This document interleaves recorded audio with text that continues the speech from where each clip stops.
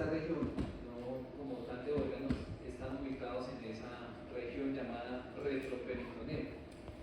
Entonces hoy vamos a ver más la parte topográfica, cuál es esa ubicación y estructuras básicamente que tienen que ver con esa región retroperitoneal en la cual ustedes deben, lo que se propone, los resultados de aprendizaje es que usted identifique y describa la ubicación, la forma, tamaño y relación de las estructuras anatómicas, incluyendo estas estructuras como son la arteria aorta abdominal específicamente, que es la que se encuentra a este nivel, la vena cava inferior, ganglios linfáticos del abdomen y los nervios autónomos o neurovegetativos. Entonces este es el orden que vamos a tratar hoy. Básicamente vamos a hacer una introducción de lo que es el retroperitoneo, luego vemos lo que tiene que ver con los vasos sanguíneos y finalmente el sistema nervioso neurovegetativo con el sistema linfático para culminar con esta región de estudio. Entonces, para iniciar, recordemos que el retroperitoneo, pues si nosotros vemos acá, esta región retroperitoneal estará ubicada por detrás de esta hoja, que es la hoja peritoneal posterior.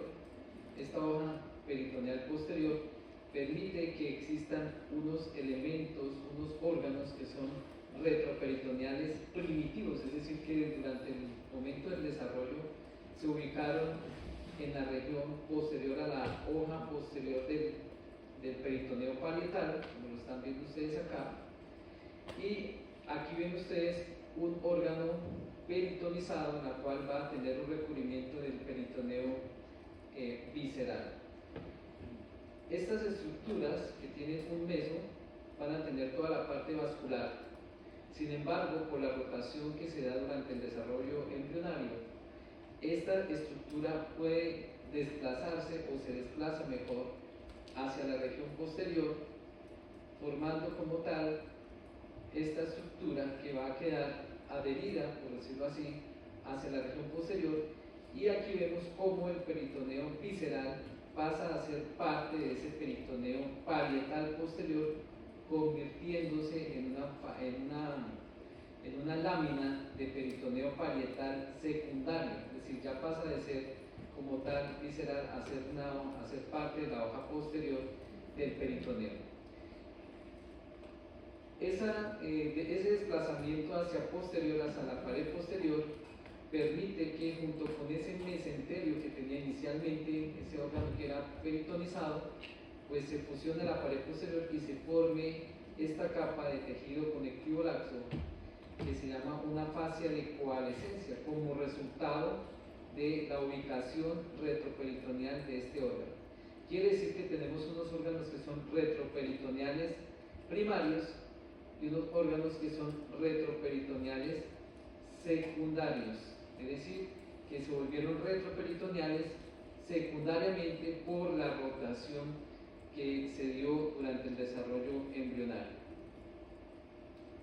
Aquí tenemos entonces esta imagen que nos muestra básicamente lo que es la región del retroperitoneo.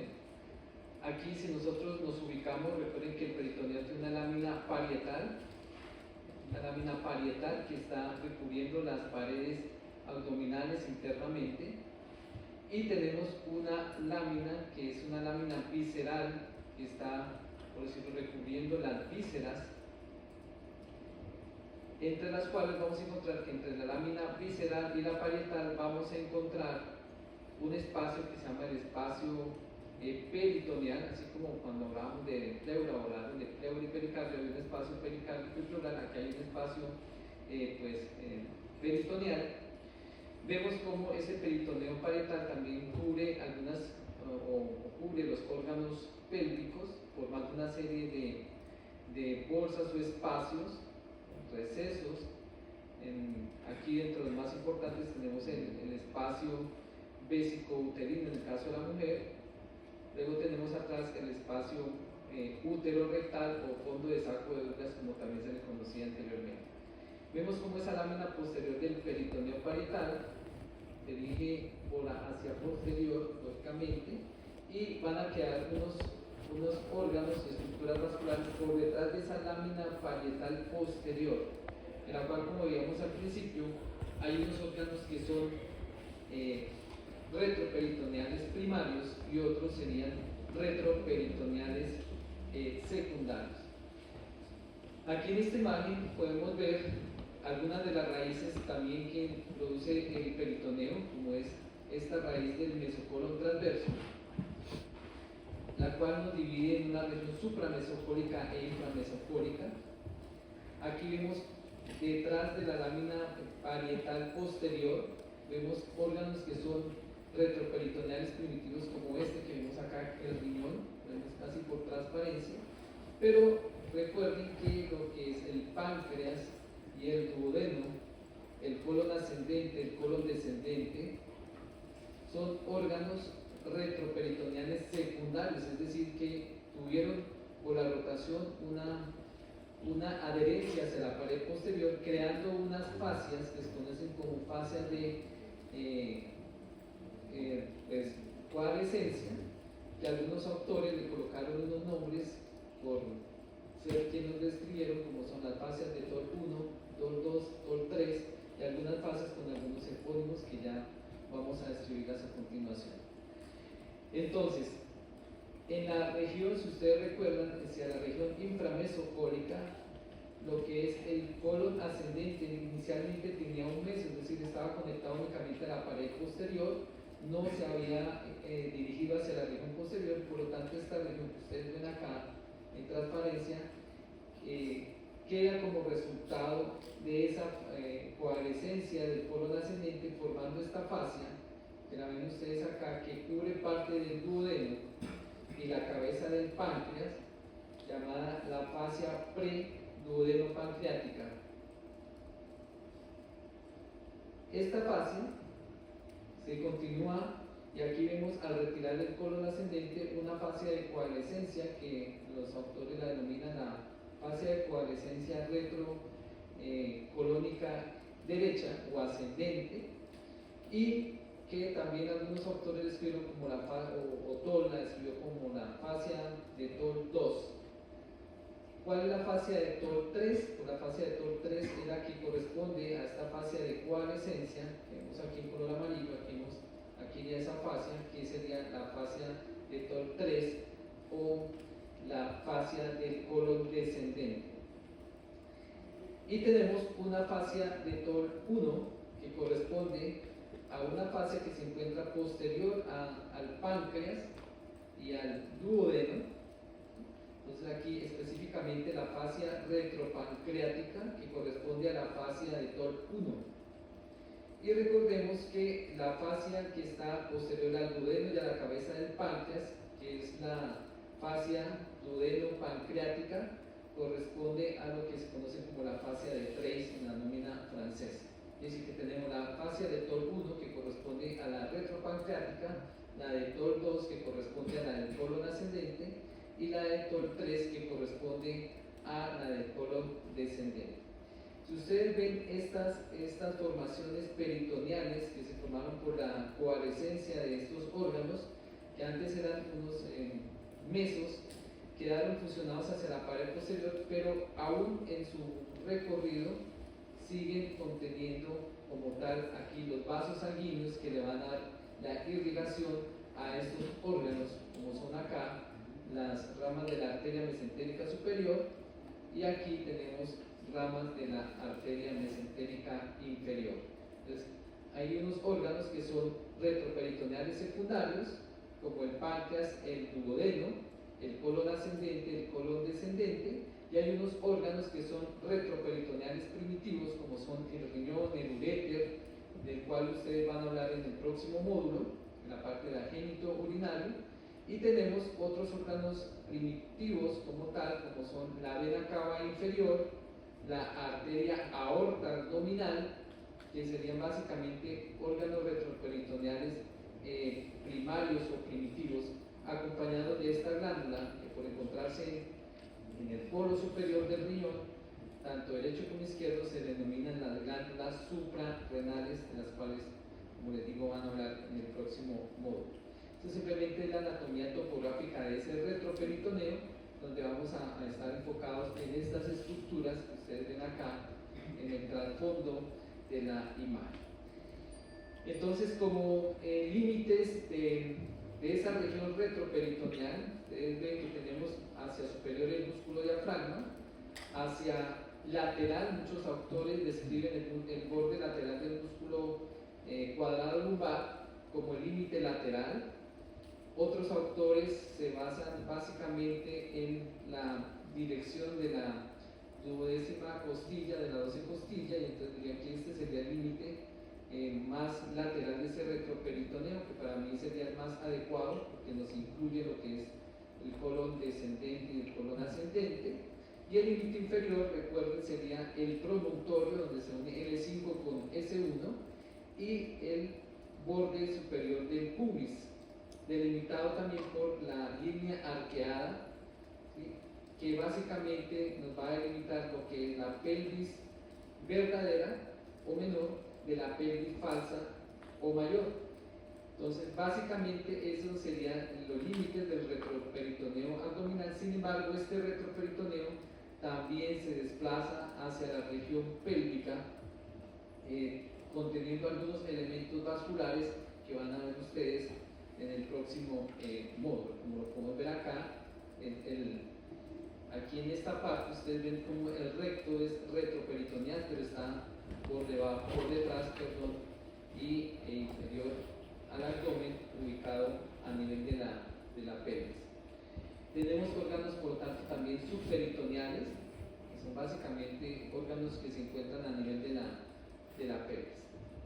Es decir, que cuando estudien el próximo módulo van a estudiar órganos que están en el retroperitoneo, como son el riñón, la glándula suprarrenal, pero también órganos que están en el subperitoneo, que sería, en el caso de la mujer, el útero, la vejiga, el recto, y en nosotros los hombres, pues el útero acá reemplazado por lo que es la glándula prostática. Esta es la formación pues, retroperitoneal en un corte transversal. Ustedes ven aquí la hoja posterior del peritoneo parietal. Aquí vemos los riñones con los vasos abdominales, la aorta abdominal, la vena cava inferior, donde vemos que son retroperitoneales. Lógicamente aquí vamos a tener elementos también que son del tejido linfático, y vamos a tener también una formación que corresponde al complejo celíaco neurovegetativo. Esta es la ubicación del retroperitoneo en este corte transversal. Entonces aquí tenemos órganos que son retroperitoneales. Mira aquí por detrás de la hoja parietal posterior secundaria vemos como el páncreas y el duodeno son retroperitoneales secundarios, y vemos como posterior al páncreas encontramos esta fascia, que es la fascia retroduodenal pancreática. Esa fascia retroduodenal pancreática también se le conoce como la fascia de 3, y aquí posterior como tal al cuerpo encontraríamos la fascia retropancreática, que es la fascia de TOR 1. Aquí vemos también lo que es la flexura del colon. Aquí lógicamente aquí estaría hacia abajo el colon descendente, y entonces estaría la fascia retropólica ascendente, el colon ascendente, y encontraríamos la fascia de TOR 2. Recuerden que la fascia de TOR 3 corresponde al colon descendente. Y tenemos dentro de los componentes estructurales de los vasos sanguíneos, vamos a encontrar aquí la aorta abdominal. Es una arteria que es continuación de la aorta torácica, que antiguamente le decían descendente.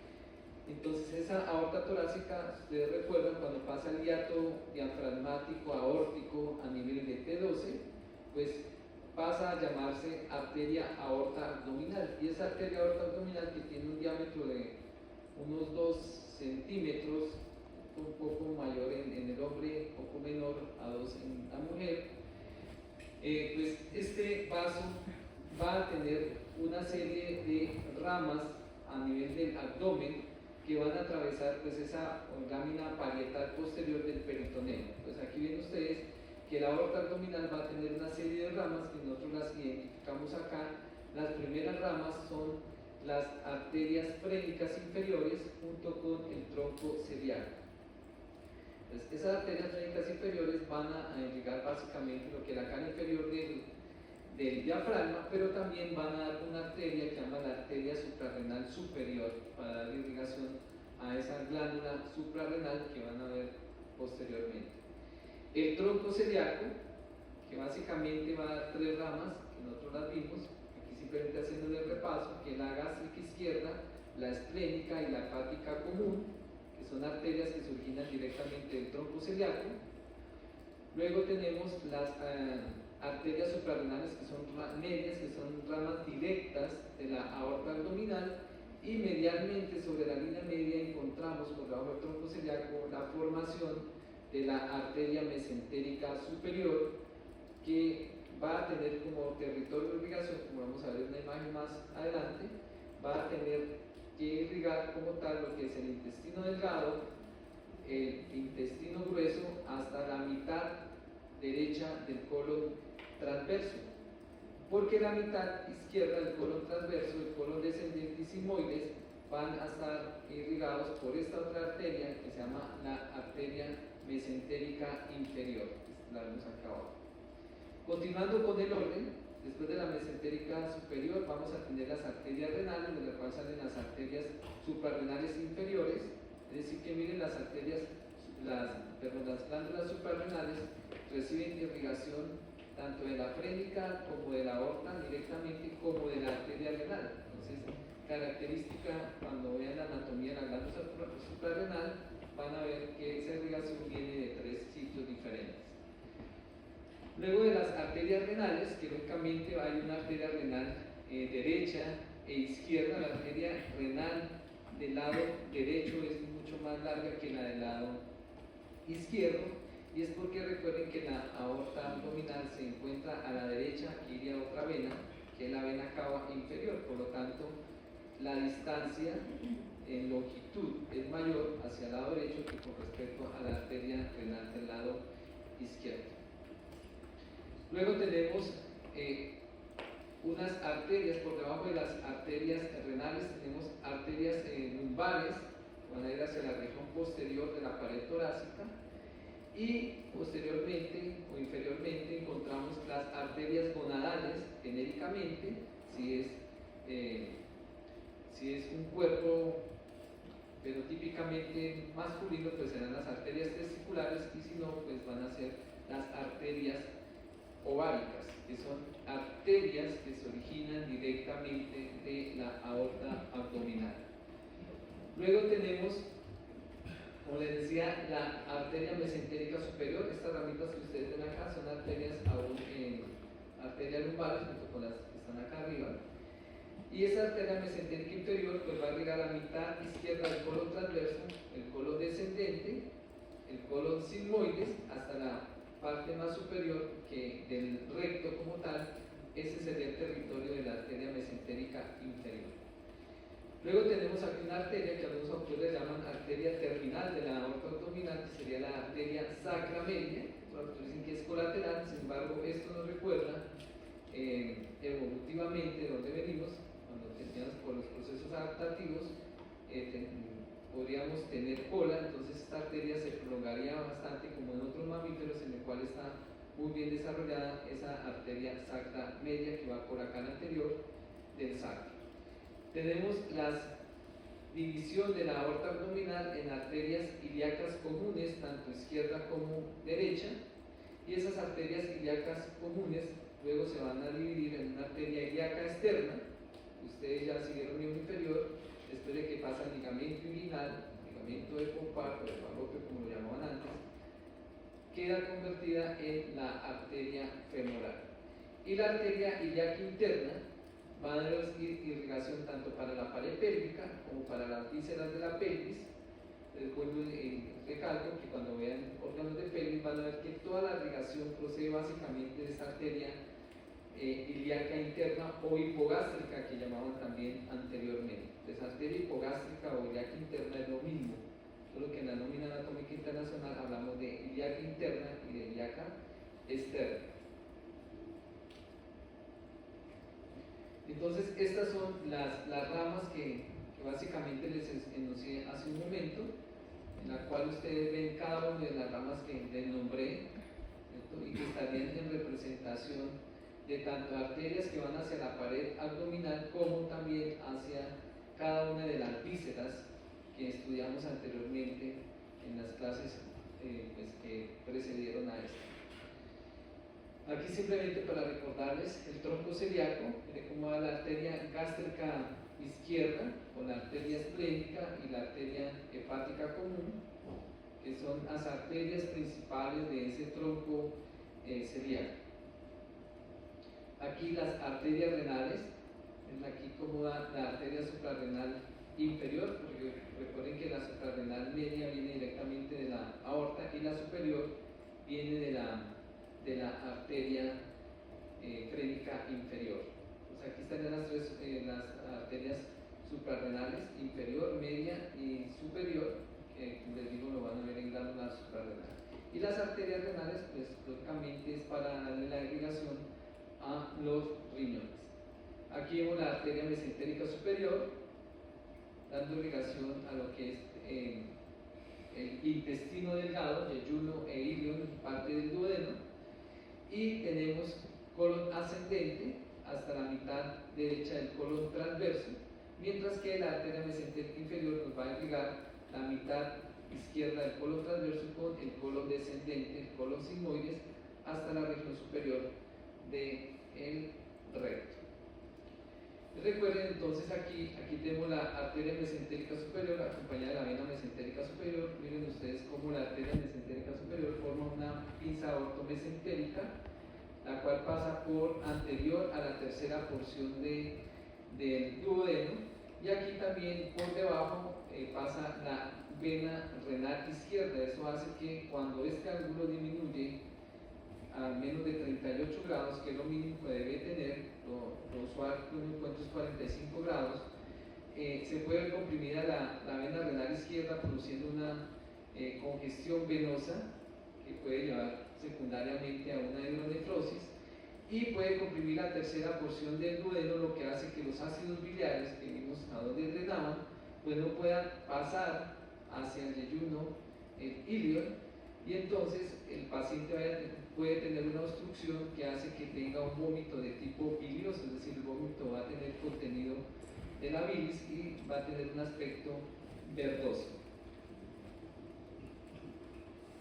Esta es la alteración, miren ustedes, es una hidronefrosis, pero vemos aquí cómo la vena testicular o la vena ovárica, si es mujer, drena en la vena renal izquierda, a diferencia de la derecha que drena directamente en la vena cava inferior. Miren acá cómo también ese pinzamiento de la vena renal izquierda podría manifestarse con venas varices a nivel del testículo o del ovario. En el caso de nosotros los hombres se conoce como el varicocele, ¿no?, que es más frecuente en el lado izquierdo por esta disposición de esta vena, que es la vena gonadal masculina, la cual, si hay una compresión de la vena renal izquierda que pasa por debajo de la arteria mesentérica superior, como lo vemos acá, si se comprime pues va a tener estas manifestaciones clínicas.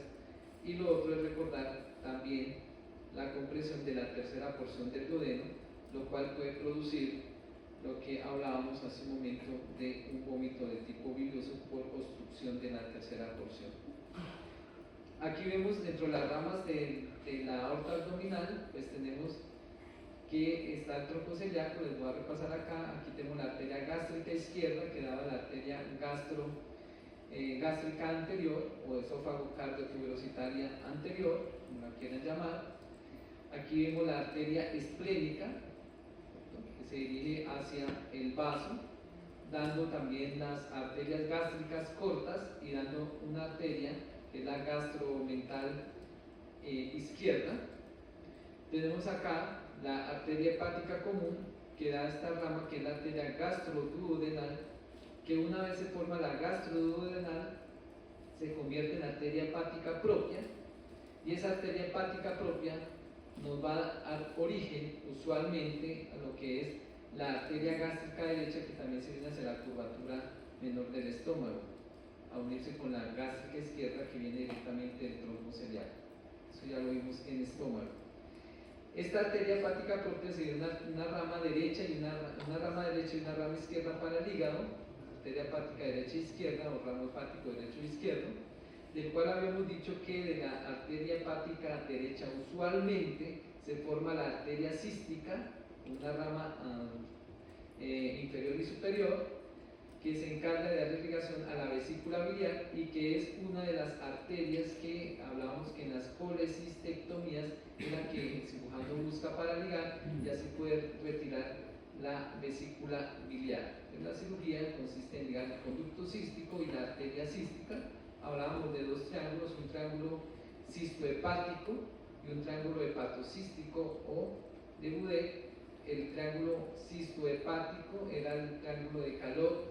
Vamos a repasar los límites del triángulo de Calot o cistohepático. Entonces, superior está la arteria cística, aquí hacia medial viene el conducto hepático común y aquí hacia el lado derecho encontramos el conducto cístico, de tal forma que nos queda un triángulo que es de importancia quirúrgica.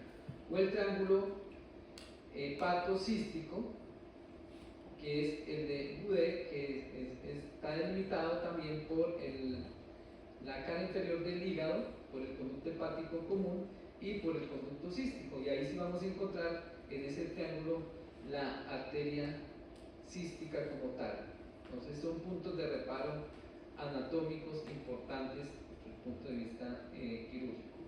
Y tenemos acá la arteria gastrodenal, que recuerden que daba irrigación básicamente las ramas para el duodeno, el páncreas, daba la irrigación dando las arterias pancreático-duodenales superiores anterior y posterior, que se anastomosaban acá con las arterias pancreático-duodenal inferior, que dan ramas anteriores y posteriores e inferiores para formar un círculo arterial alrededor del duodeno y de la cabeza del páncreas.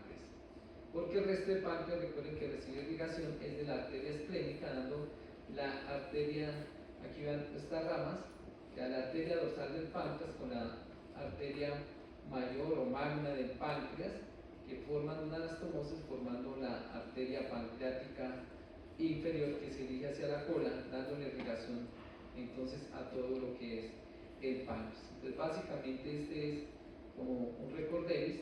Aquí nos faltaría esta arteria que se va hacia posterior, que es la gástrica posterior, que es rama de la esplénica, y que sería la que también denominaban antes esófago-tuberositaria posterior. Eso que dicen gástrica posterior. Pero si aprenden el largo, el nombre largo, pues van a saber qué ramas va y hacia dónde se distribuye. Esta es la arteria mesentérica, entonces superior, pasando ya del tronco ciliar con la mesentérica superior, para recordarles que esta arteria va a irrigar, que tiene que ver con el yeyuno e ilio, dando las arterias yeyunales e ileales. Recuerden que forman una serie de arcos, que inicialmente aquí a nivel del yeyuno hay de primero y segundo orden, es decir, hay dos arcos antes de llegar a las arterias rectas, mientras que a nivel del yeyuno están las de hasta tercero o cuarto orden, pero disminuye la cantidad de arterias. Y tenemos una arteria aquí, que es una arteria colateral, que es un tronco arterial que se llama el tronco iliocólico, o algunos autores dicen ileocecal, pero pues la nómina anatómica es iliocólico, o que también tiene un nombre más largo, que es el tronco ilio-biseco apendículo cólico. ¿Alguien me puede recordar cuáles son las ramas del tronco ilio-biseco apendículo cólico? ¿Qué significa eso? Ilio, ¿a qué le suena? Ileal recurrente terminal, y biseco, que da una arteria secal anterior y una posterior, ¿cierto? Muy bien. Apendículo, que va a la rama apendicular, la irrigación para el apéndice, ¿sí? Y cólico, porque nos va a dar ¿qué? La arteria cólica inferior derecha. ¿Listo? Algún autor llama simplemente arteria cólica derecha, pero pues es mejor que hay una hacia la parte más superior. Entonces realmente hablamos de una cólica inferior derecha, de una cólica superior derecha, que es rama también de la mesentérica. Entonces Aquí vemos todo lo que es el tronco iliobiseco apendículo cólico o iliocólico, lo cual ven ustedes aquí la arteria apendicular acá, llegando hacia la apéndice. Esta sería la ileal recurrente, que se une con la última ileal de la mesentérica superior, donde ven ustedes esta serie de arcos, disminuyendo esa cantidad. Por lo tanto, esta porción marginal del ilio tiene poca irrigación y en algunas patologías que produzcan isquemia fácilmente se puede necrosar esta parte terminal del ilio. Aquí vemos la cecal, aquí en este caso sería la cecal anterior, la posterior va únicamente hacia atrás, y aquí vemos la cólica inferior derecha. En cuanto a la arteria mesentérica inferior, esta es una vista posterior, pues nos va a dar las arterias cólica superior izquierda y nos va a dar el tronco de las arterias sigmoideas. Esas arterias sigmoideas, que son una arteria sigmoidea superior, media e inferior, se va a unir esta inferior con la arteria rectal superior, que sería la rama terminal de la arteria mesentérica inferior. Entonces, cuando vean recto en pelvis también van a ver esa irrigación, que la irrigación del recto recibe tanto la mesentérica superior a través de la rectal superior, como también recibe directamente de la arteria ilíaca interna, la rectal media, y la rectal inferior, que se forma a partir de la arteria pudenda interna, que a la vez es rama de la ilíaca interna. Entonces, simplemente por el momento recuerden que hay tres arterias rectales que antes las llamaban hemorroidales y que van a dar irrigación al recto. Y tenemos aquí la arteria, esta arteria, ustedes ven acá que desciende, esa sacra media que va por la cara anterior y que en otros mamíferos va a ir hacia la cola. Aquí esta arteria rectal no la perdemos del todo, sino que también contribuye a irrigar para la región superior de lo que es el recto. Entonces aquí vemos esa arteria rectal media. En cuanto a las venas, pues las venas que tenemos a nivel abdominal, la de mayor calibre es la vena cava inferior. Esa vena cava inferior se encuentra a la derecha de la aorta, entonces aquí iría la aorta iría aquí cubriendo la vena renal izquierda.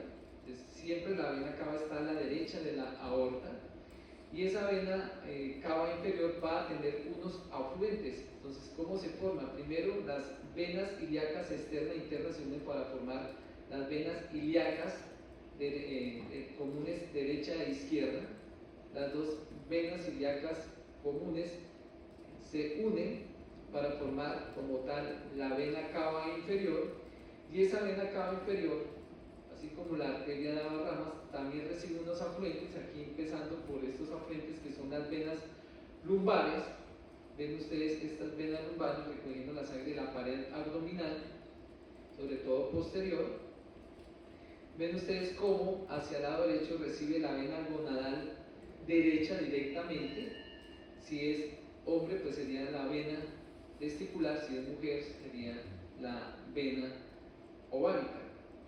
Y tenemos como la del lado izquierdo, como les decía, siempre drena hacia la vena renal izquierda. Entonces no lo hace directamente la cava como la derecha, sino lo hace a la izquierda. De ahí que haya aumento de la presión venosa a nivel de la vena gonadal izquierda.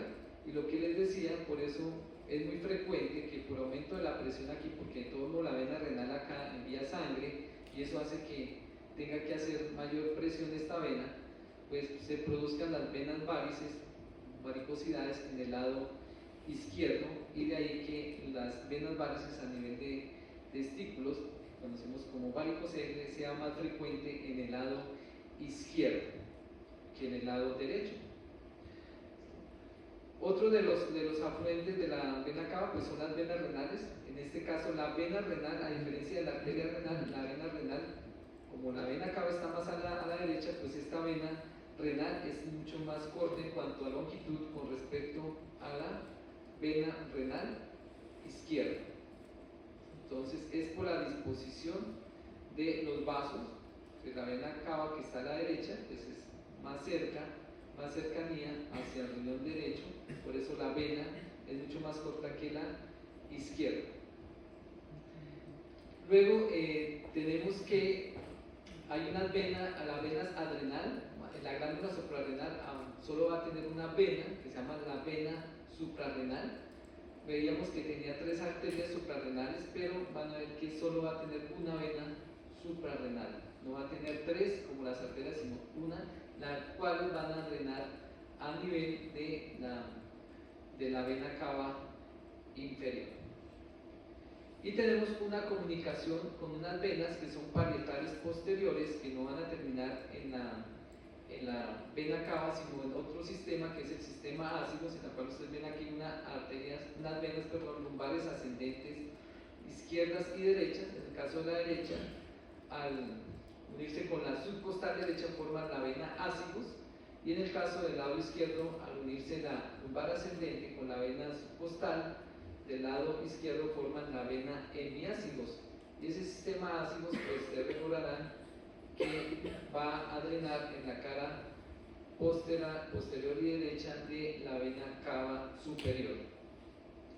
Entonces, básicamente, la vena cava inferior pues recibe pocos afluentes porque existe otro sistema que es el sistema de los ácidos, y otro sistema que es el sistema de la vena porta, que pues habíamos dicho anteriormente que esa vena porta estaba formada por la vena esplénica, la vena mesentérica inferior, y por la vena mesentérica superior. Por eso no la vemos drenando hacia la vena cava inferior. Importante, ya para terminar, dentro de los afluentes, después de las venas suprarrenales, pues aparecen algunas arterias, unas venas hepáticas menores, pequeñas, y las venas frénicas inferiores que van a drenar hacia esa vena cava inferior. Y las últimas que habíamos visto son las 3 venas hepáticas, que antes las llamaban suprahepáticas por originarse de la región superior del hígado. Sin embargo, no hay venas infrahepáticas, por lo tanto las llamamos venas hepáticas.